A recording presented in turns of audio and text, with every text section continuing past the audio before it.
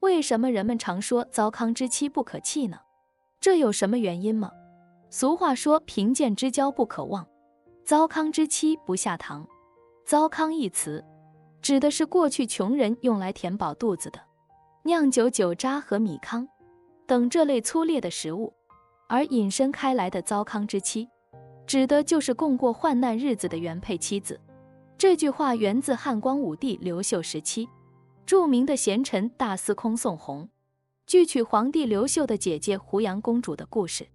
当时胡杨公主心寡，刘秀探她姐姐的口风，发觉她对宋弘有点意思，于是就试探地问宋弘说，俗话说显贵了就忘掉就有，重新结识一批朋友，富达了就要马上换老婆另娶，这是人之常情吧。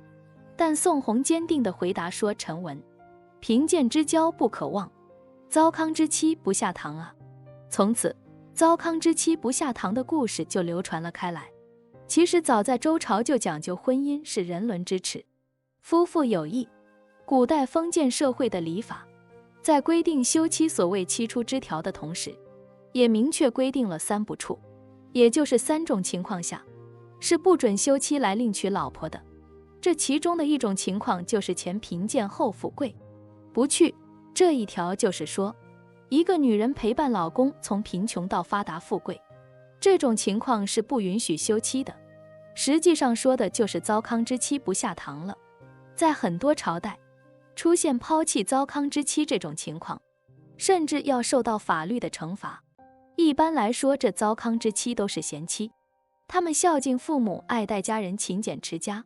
糟糠之妻是陪老公过苦日子，从低的起点一路打拼过来的老婆，她在你最落魄的时候依然是不离不弃，同甘共苦。如果发达了就想甩开与自己共患难的妻子，那真是天理不容啊。如果连糟糠之妻也抛弃，那么做人的底线也就没了。从另一个方面来说，如果是你发达了以后找到老婆，能不能陪你共度将来可能面临的挫折和坎坷，也都是未知数。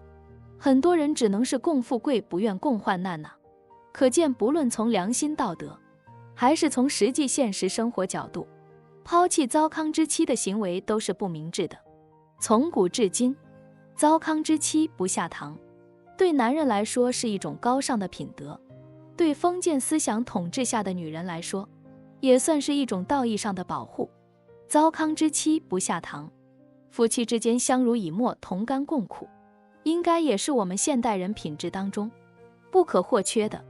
总而言之，男人要有担当，有责任，顶天立地；女人要自尊和自爱。